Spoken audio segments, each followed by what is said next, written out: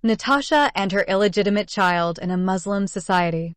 A novel by Dr. A. Ahmed. This story is narrated in 2 books. Book 2. Copyrights. All rights are reserved. No part of this book may be reproduced, stored in a retrieval system, or transmitted in any form or by any means without the prior written permission of the author, except by a reviewer who may quote brief passages in a review to be printed in a newspaper, magazine, school journal, or university article. This novel is a work of fiction, but the entire story is based on the actual life of a Muslim family in Sudan. Therefore, all names, characters, places, and incidents are either the product of the author's imagination or are used fictitiously. Any resemblance to actual persons, living or dead, events, or locales is entirely coincidental. Chapter 26. 7 Lawful Adulterous Relationships in Islam. The cruel death of Siham made Dr. Jamal to feel terribly guilty. He held himself responsible for the painful punishment of her lover too. The Saudi newspapers mentioned that the adulterer Hashim has been flogged 100 lashes on his naked back, and he has become a severe handicapped young man and moving in wheelchair. He has been shipped back to Sudan, and he is banned from returning to the Kingdom of Saudi Arabia forever, and his name has been placed in the blacklist. Even he is not allowed to come as a pilgrim during the annual Hajj rituals. Dr. Jamal knew it was he who came in between that pure and sincere love between those brutally punished lovers, and he had separated them forever.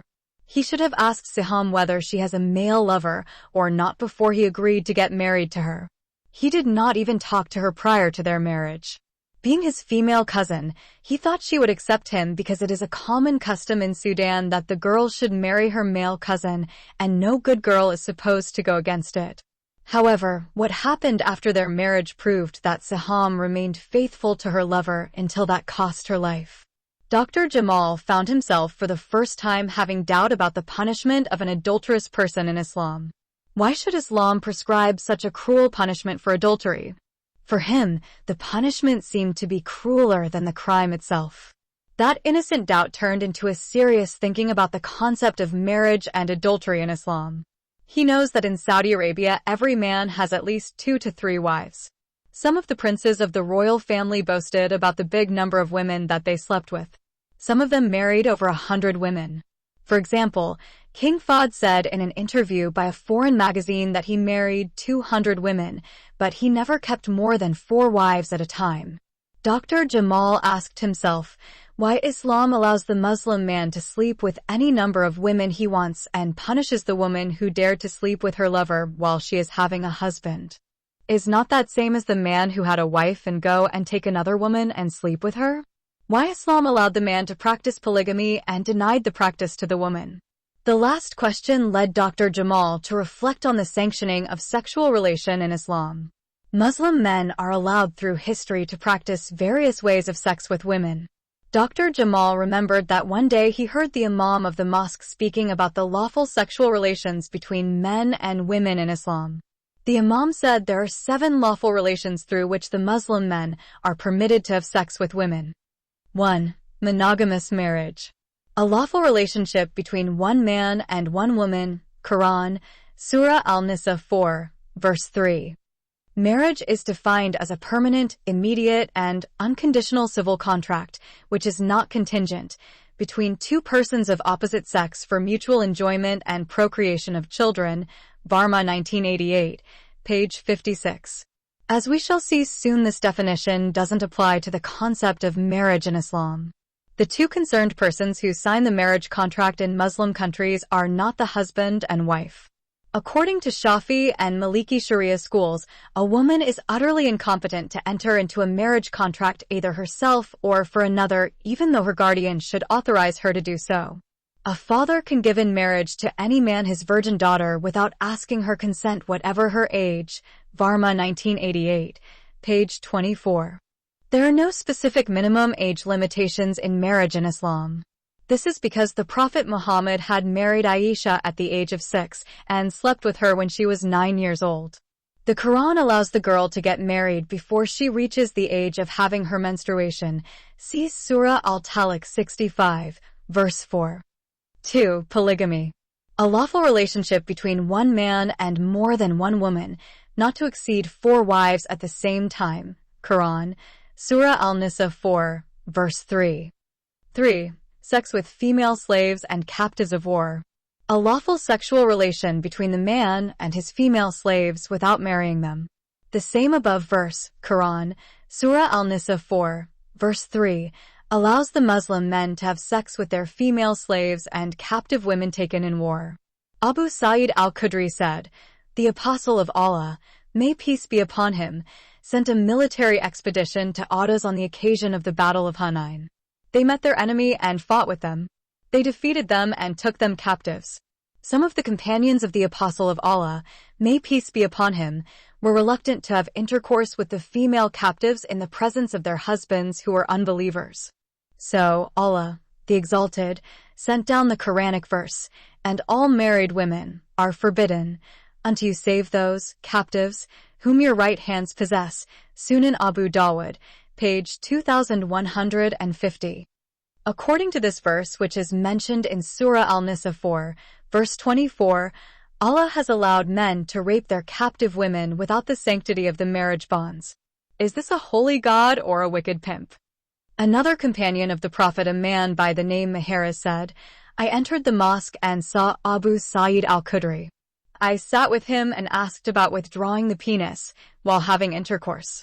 Abu Sa'id said, we went out with the Apostle of Allah, may peace be upon him, on the battle of Banu al-Mustalik, and took some Arab women captive, and we desired the women, for we were suffering from the absence of our wives, and we wanted ransom. So, we intended to withdraw the penis while having intercourse with the slave women. But we asked ourselves, can we draw the penis when the Apostle of Allah, may peace be upon him, is among us before asking him about it? So, we asked him about it. He said, it does not matter if you do not. Sunan Abu Dawud, page 2167. 4. Child marriage. Islam allows men to marry and have sex with underage female children. The Prophet wrote the marriage contract with Aisha while she was 6 years old and consummated his marriage with her while she was 9 years old, and she remained with him for 9 years, till his death. Sahih al-Bukhari, Book 62, Hadith number 89. That means the founder of Islam had raped a female child of 9 years of age. Therefore, no Muslim scholar or religious leader could raise an objection if a Muslim man married and raped an underage girl. Even the Quran supports and permits the marriage of the underage girls who have not yet begun to menstruate. The Quran says, such of your women as have passed the age of monthly courses, for them the prescribed period, if you have any doubts, is 3 months, and for those who have not yet reached the age of having their menses, it is the same for those who carry life within their wombs. Their period is until they deliver their burdens, and for those who fear Allah, He will make their path easy. Surah Al-Talaq 65, verse 4. The commentator Ibn Kathir explains the above verse as follows. There is 3 kinds of women. 1. Those who are grown old and their period ceased. 2. Those small girls who do not yet have their menses. The old women and the underage girls who have not yet menstruated, if they got married and divorced, they must stay 3 months before they can remarry. The third type of women are those who still have their periods or are pregnant. Those women, if they got married and divorced, they must stay 3 months and 10 days before they remarry. 5. The enjoyment marriage. A temporary lawful relationship between a man and a woman. The relationship could be 1 hour, 2 hours, or 3 days. The enjoyment marriage does not require a judge or witnesses. The man has to say to the woman, I marry you myself, and she has to say to him, I marry you myself. Before having sex, the man must pay a certain amount of money to the girl for allowing him to enjoy her private parts or holy pussy. This is nothing except another form of prostitution that has been clothed up by the attire of divinity. This kind of marriage is different from ordinary marriages because it does not aim at a continuous married life, but the sexual enjoyment in a halal way. It was permitted by the Prophet, but abolished by the second Caliph, Omar ibn al-Khattab. The Shiite sect argues that because this kind of marriage is permitted by the Quran, in Surah Al-Nisa 4, verse 24, the Caliph Omar had no legal right to abolish it. According to the Sharia law, No one has the right to abrogate any verse from the Quran after the death of the Prophet. Mutta marriage is unlawful in Sunni Islam, but practiced until today by the Shiite Muslims. In Iran, it is estimated that over 70% of temporary wives become prostitutes. Woodsmall 1983, page 119. 6. Misyar marriage. Al-Misyar marriage institution in Islam allows for a lesser form of relationship between man and woman than normal marriage. Al-Misyar is an official relationship between man and woman, but does neither require that the two stay together, nor that the man is economically responsible for his wife. Al-Misyar allows the man to have a normal wife in addition to his wives. The Misyar wife is expected to live with her parents, and her husband can visit her according to a predetermined schedule. Al-Misyar marriage has been practiced in Saudi Arabia and Egypt for years. The Egyptian Sunni Imam Sheikh Mohammed Sayed Tantawi and the former Mufti of Egypt officially legalized it in February 1999 and has also been defending the arrangement of Misyar. 7. The seventh marriage in Islam is the marriage of the 72 virgins in paradise. It is called Iris al-Shahid, or the marriage of the martyr. Many young Muslim men every year blow their bodies up in bits and pieces, believing that they will die as martyrs and go to paradise to enjoy sex with those 72 lovely virgins. The Quran and Hadiths describe their beauties in remarkable ways. We shall wed them unto huri girls, fair ones with wide, lovely eyes. Quran, Surah Al-Dukhan 44, verse 54. Therein maidens resting their glances, untouched before them by any man or jinn, lovely as rubies, beautiful as coral. Quran, Surah Al-Rahman 55, verses 56 to 58. The fair, the beautiful ones, virgins, with large eyeballs, kept close in their pavilions. Quran, Surah Al-Rahman 55, verse 72. And maidens of swelling breasts, Kuwaib, like of the same age, and a cup overflowing. Quran, Surah Al-Muzammil 73, verse 33. Kuwaib means the woman who has big breasts that are swelling and firm, not sagging. Hack and Newton 1996, page 16. The Prophet Muhammad said, "A woman does not give trouble to her husband in this world, but his wife of the pure-eyed ones, huri girls, does say to her, 'Do not give him trouble. May Allah destroy you. He is only a passing guest with you, and it is extremely near that he will soon leave you to come to us.'" Mishkat al-Masabi, Book 1, Hadith number 62. The Prophet was asked, "Do we have sex in paradise?" He answered, "Yes, by him who holds my soul in his hand, and it will be done daman, that is the intercourse done with such shove and disturbance. And when it is finished, she will return pure and virgin again." Hack and Newton 1996, page 17. Al-Mikdam ibn Matakarb said, "Allah be well pleased with him. The Messenger of Allah said, upon him blessings and peace. For the martyr in jihad in the divine presence there will be 6 qualities. 1. He will be forgiven from the first moment his blood is spilled. 2. He shall see his seat in paradise and be protected against the punishment of the grave. 3. He shall be safe from the greatest terror of the rising of the dead. 4. He shall be crowned with the diadem of dignity, 1 ruby of which is worth more than the entire world and its contents. 5. He shall be coupled with 72 spouses from the wide-eyed maidens of paradise. 6. He shall be granted to intercede for 70 of his relatives, reported by Ahmed and Al-Tirmizi. Ibn Abu Afa said, "May Allah be well pleased with him. The Messenger of Allah said, upon him blessings and peace. Every man from the people of paradise shall be married off to 4,000 virgins, 8,000 slave girls, and 100 wide-eyed maidens of paradise. They shall all meet him within every 7 days. They shall say with their exquisite voices, no creature has ever heard the like before. We are everlasting girls, we never grow old. We are the purified women, we never grow sour. We are the ever-pleased women, we never anger. We are the sedentary ones, we never travel away. Blessings to him who is for us, and we are for him." Mentioned in Abu al-Shaykh in Al-Azama and Al-Bayhaqi in Al-Bath and Al-Nashr. Those huri girls are virgins forever. According to one hadith of the Prophet Muhammad, when the Muslim man finished having sexual intercourse with the Virgin of Paradise, she would automatically return a virgin girl again. The Quran said that no human being or jinni had ever touched those virgins. They are not even human beings. They are sublime female creatures created especially for sex and entertainment of the Muslim males in paradise. The Quran described their beauty in various ways. They are as beautiful as diamonds and have large and beautiful eyes. Because the Arab men love the women who have large backsides, the Islamic books described in detail the buttocks of those virgins. One peculiar thing about the Paradise Virgin is that she would neither menstruate, nor defecate, nor urinate. She will not remove her feces and urine through her anal and vagina as the case of the woman of this earth. Whatever she ate or drank it would come out of her body as sweat.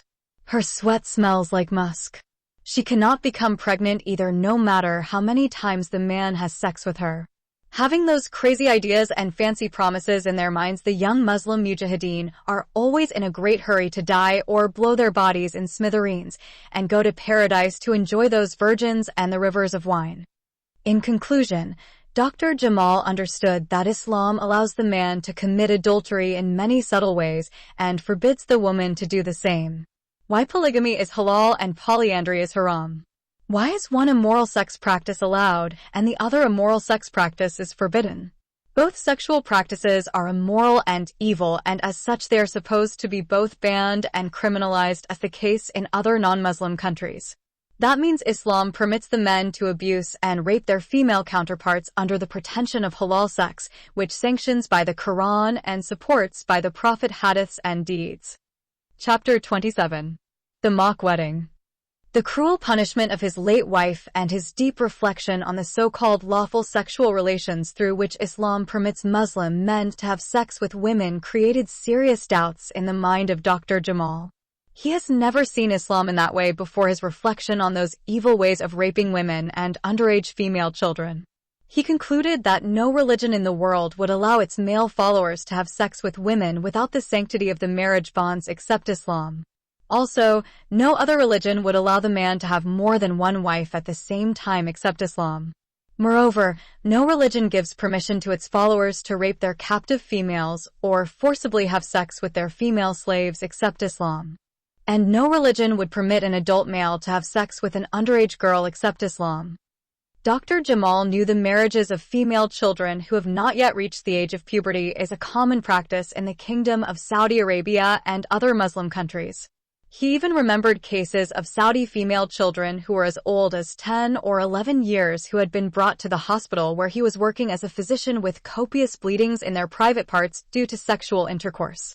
They had been married to men older than their fathers or grandfathers. Those female children had not yet developed into womanhood. Each one of those female victims had tiny vaginas that could not accommodate the large penis of the evil grown-up man who raped her under the pretension of child marriage in Islam. Dr. Jamal also recollected the case of the Yemeni female child who copiously bled to death due to having sex with her adult husband. Therefore, he lost respect for the founder of Islam due to his evil teachings on marriage, sex, and adultery.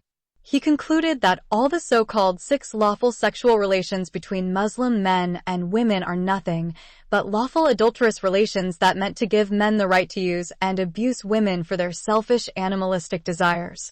Dr. Jamal's doubts, instead of leading him to look for the truth somewhere else, it led him to think of killing himself. He doubted the truthfulness of Islam and concluded that there is no God governing the universe. How God could give men the right to practice such evils against women? Many Muslims, when they doubt the truth of Islam, they become atheists.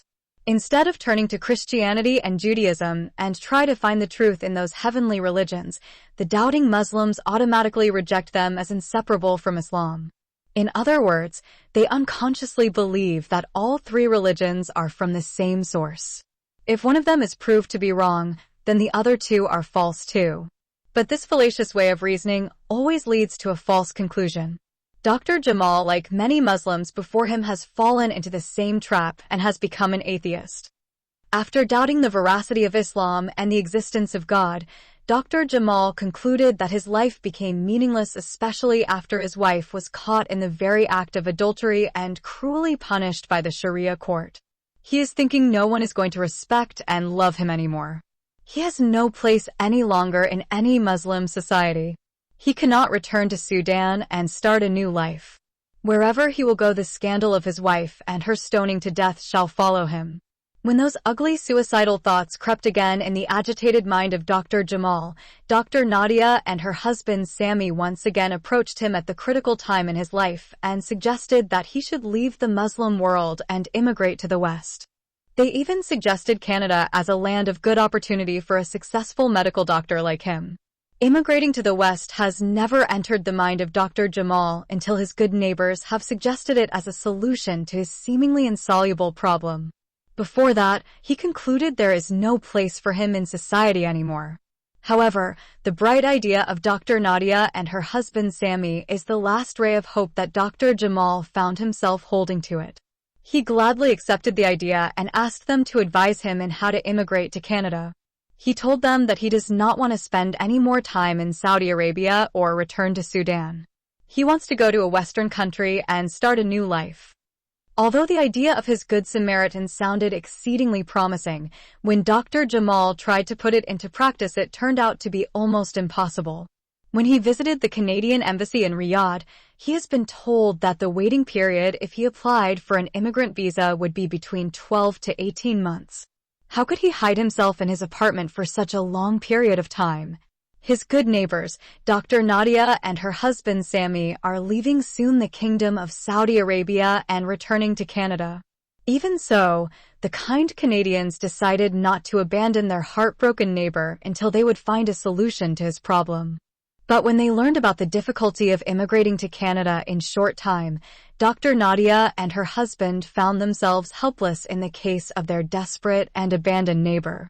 At the same time, they found it difficult to wash their hands and leave him to kill himself or die of sorrow. When all doors of hope were closed, Dr. Nadia suggested an idea and shared it first with her husband. At first, Sammy strongly opposed it, but after a second thought and a little pressure from his wife, he accepted it. Dr. Nadia knew that Dr. Jamal could obtain a landed immigrant visa in short time if he married a Canadian woman.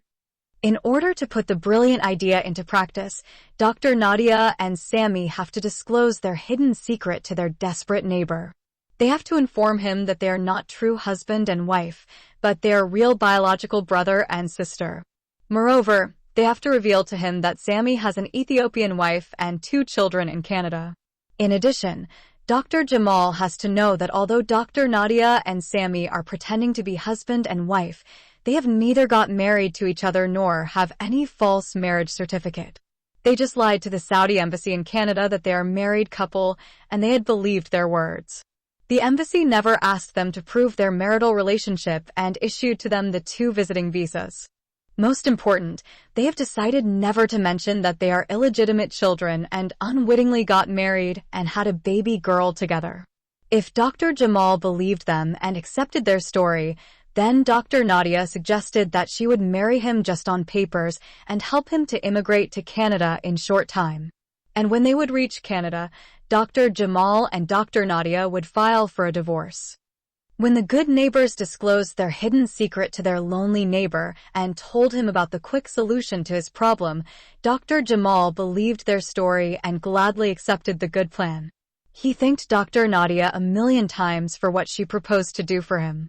He found it difficult to believe that any mortal human being could make such a great sacrifice in order to help someone who was not related to her in any way.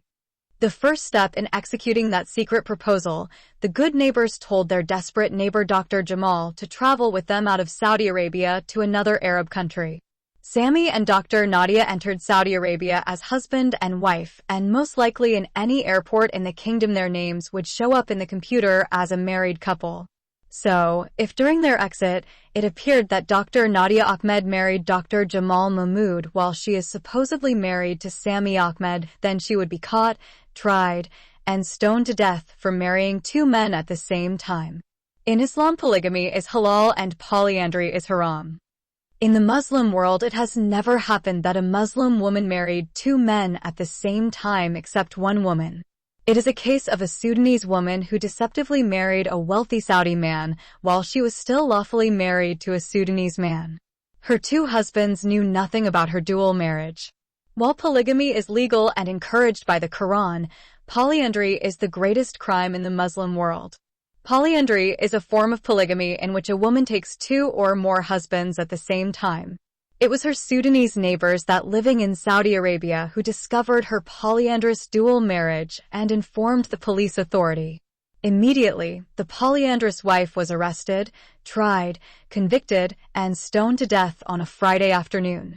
After that, never again anyone heard that a Muslim woman practiced the abominable sin of polyandry anywhere in the Muslim world. Accordingly, Dr. Nadia, her brother Sammy, and Dr. Jamal decided to travel to Dubai and carry out their wonderful plan over there. They went to the Arab United Emirates Embassy and applied for 6 months visiting visas. On the following day, they obtained their visas. A week later, they flew from Riyadh City to Dubai City. Shortly after their arrival, the female Dr. Nadia and Dr. Jamal got married according to the Sunnah of Allah and His Messenger Muhammad. Their marriage contract has been conducted by a recognized religious imam in a mosque. As a woman, Dr. Nadia is not allowed to enter the mosque while her marriage contract has been signed by her brother Sammy and her husband Jamal. Sammy is her wali guardian and Jamal her groom. In Islam, the woman is not allowed under any circumstances to sign her marriage contract. According to Sharia, a woman is utterly incompetent to enter into a marriage contract either herself or for another, even though her guardian should authorize her to do so. The Sharia requires that the marriage contract should be signed by the father of the bride and her groom. If she has no father, then her brother must sign it. In case she has neither father nor brother, then her uncle should sign it. In the absence of any male relative, then the judge of the Sharia court would sign the contract as her male guardian. Accordingly, Sammy acted as his sister's guardian and signed her marriage contract with her groom Dr. Jamal. The Canadian brother and sister have not informed Dr. Jamal that they are Christians, but pretending to be Muslims.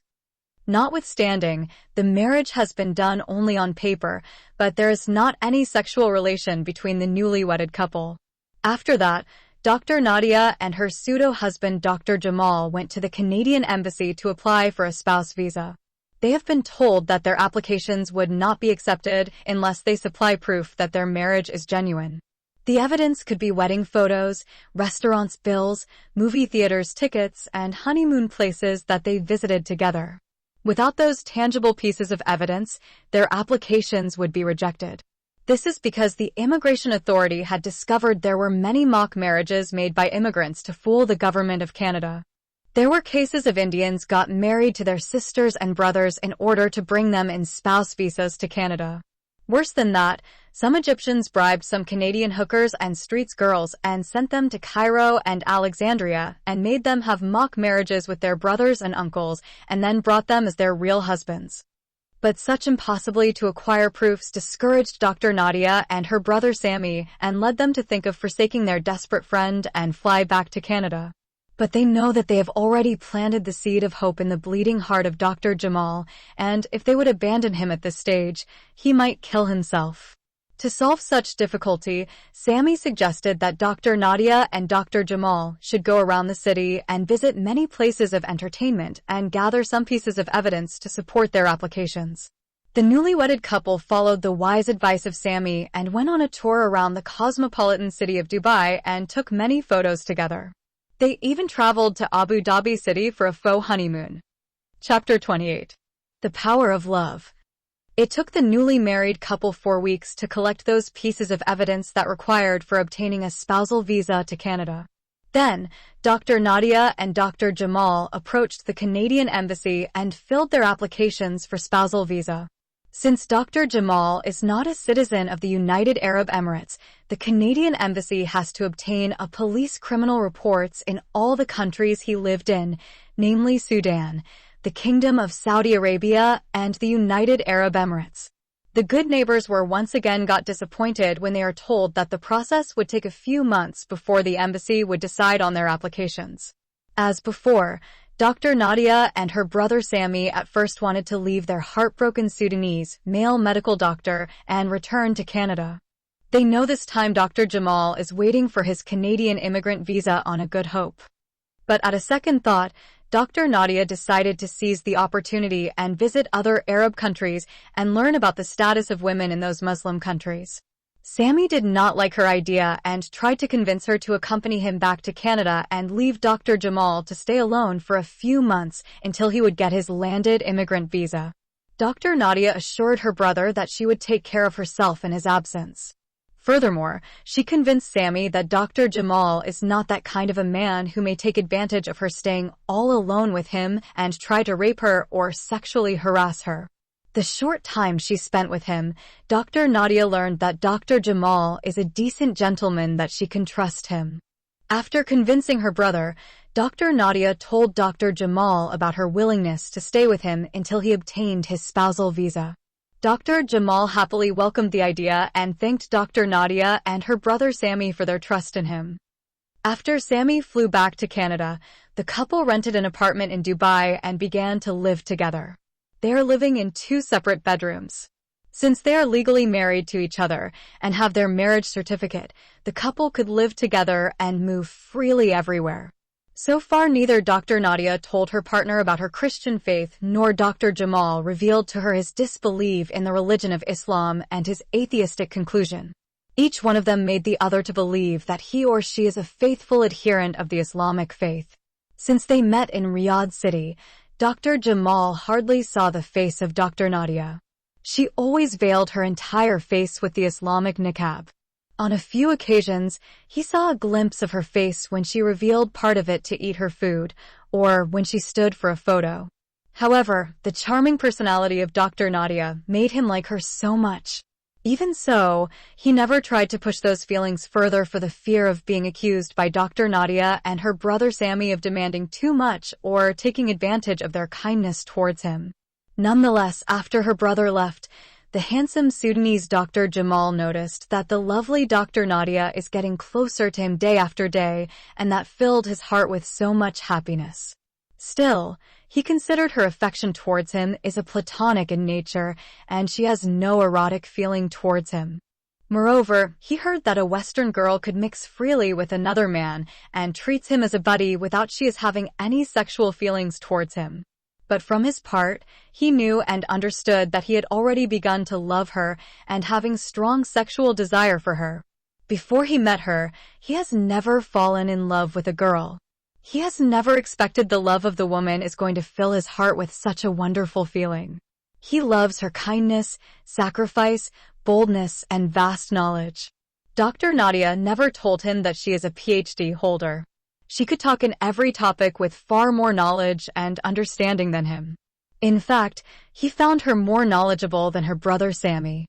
Moreover, he has never met a girl like her who is a multilingual who could speak 6 languages: Arabic, English, French, Russian, Amharic, and Tigrinya. Therefore, he considered her a female genius. For that reason, her love forced itself on him and he could not resist it. He loved her personality more than her physical attractions.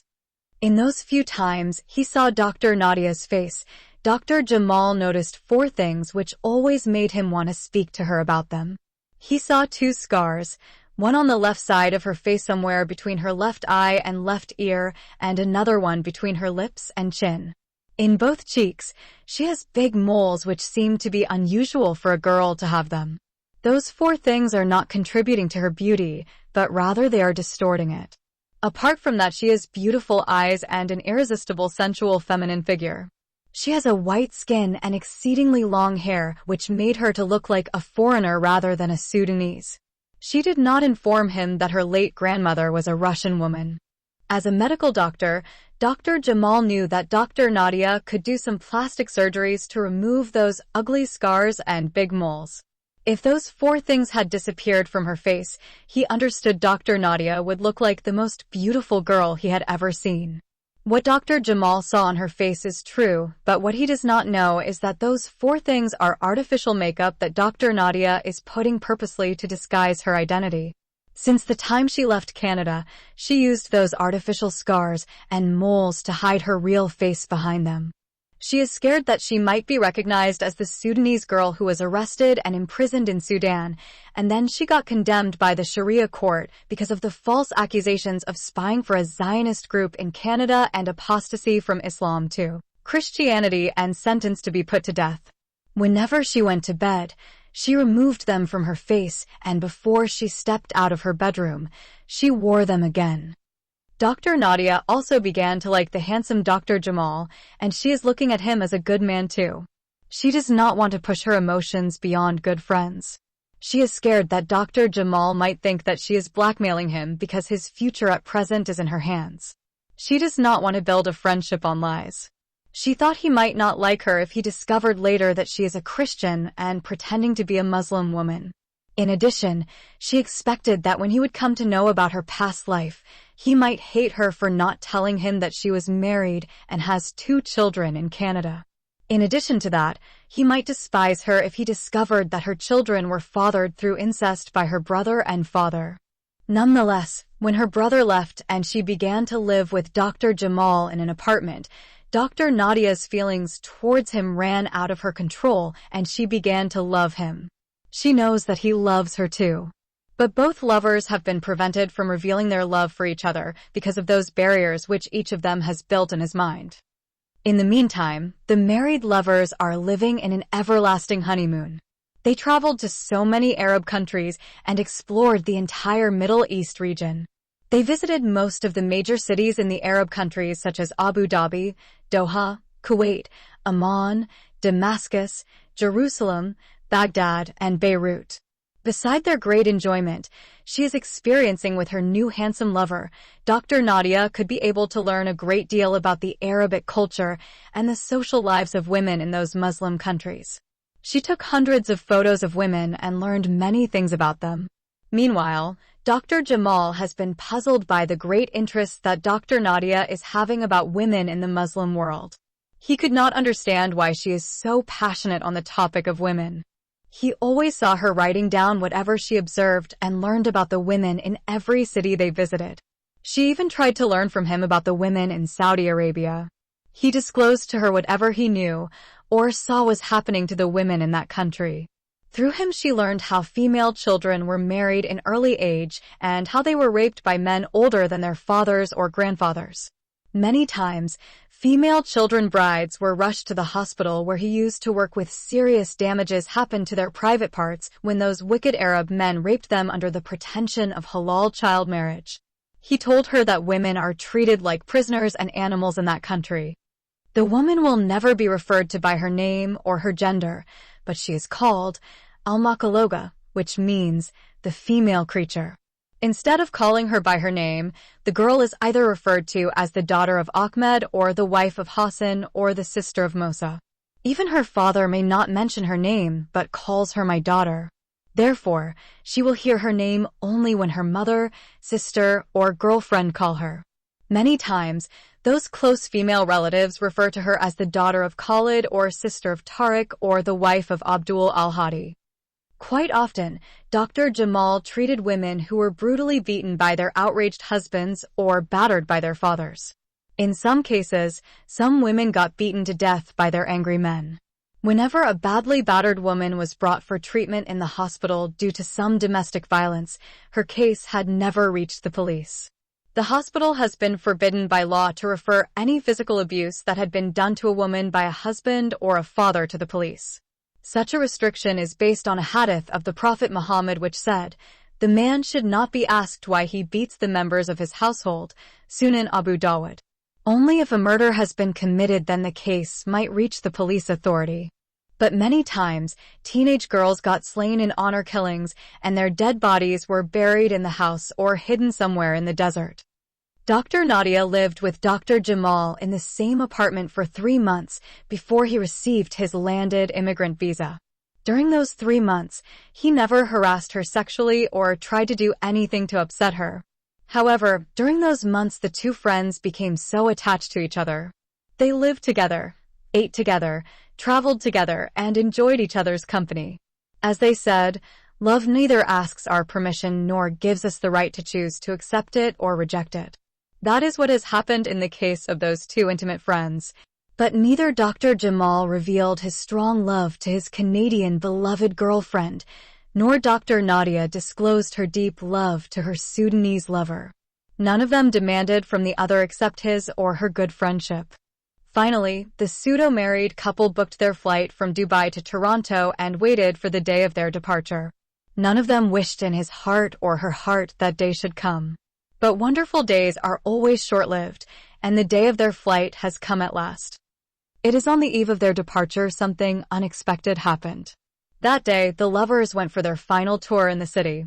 As soon as they returned to their apartment, they packed their luggage and immediately went to bed. Each one entered his room and fell asleep. Notwithstanding, a small incident happened on the day prior to their flight to Canada. On that night, Dr. Jamal suddenly woke up in the middle of the night when he heard Dr. Nadia is screaming at the top of her voice. His first reaction is to run from his bedroom to her bedroom and rescue her. He thought someone has broken in their apartment and has attempted to rape Dr. Nadia. When he came out of his room, he discovered that she was not in her bedroom. Her shouting indicated that she was in the bathroom. He then ran to the bathroom for her rescue. When he entered the bathroom, he found that Dr. Nadia had accidentally slipped and hurt her body. He bended over her body and carried her on his arms and brought her to the living room. Then, he examined the bruises that had been caused by her accidental fall.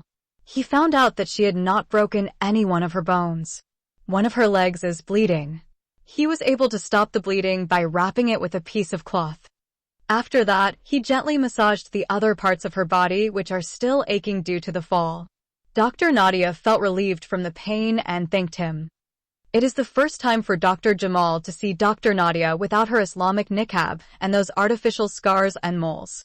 Dr. Nadia is wearing a short nightie that exposes her arms, shoulders, thighs, hips, and most of her legs. But Dr. Jamal is amazed when he sees her in her nightdress while her face is shining like the moon without those ugly scars and moles. He was perplexed and started to speak some confusing words. His reaction alarmed Dr. Nadia and made her so frightened. She understood that he had seen her face for the first time without her artificial disguise. His eyes have continued to stare at her face while the expression in them is demanding an explanation. Dr. Nadia has no words to explain her position. She only lowered her gaze and began to look at the floor. At that critical moment, she expected something to happen. She would not be surprised if he slaps her on her cheek or spits on her face for deceiving him all this time. Nonetheless, while she was expecting the worst to happen, she felt his hand gently touch her cheek and heard his voice whispering softly, "You are so beautiful, you are gorgeous, your marvelous beauty is beyond description." Dr. Nadia has remained silent and did not push his hand away from her cheek. She is enjoying his loving touch and hearing his deep voice praising her beauty. Her heart began to beat fast, and her body became sensual. Then, she felt his hand move from her cheek and crept to her shoulder, and met his other hand on her back and surrounded her. She could hear the beating of their hearts when he erotically has hugged her. She had not resisted but yielded to his loving hug. She has also not waited for him to kiss her, but she has found his lips and began to kiss him. He has responded to her kiss, and both the intimate lovers for the first time have engaged their bodies in passionate kissing and hugging. Natasha and her illegitimate child in a Muslim society.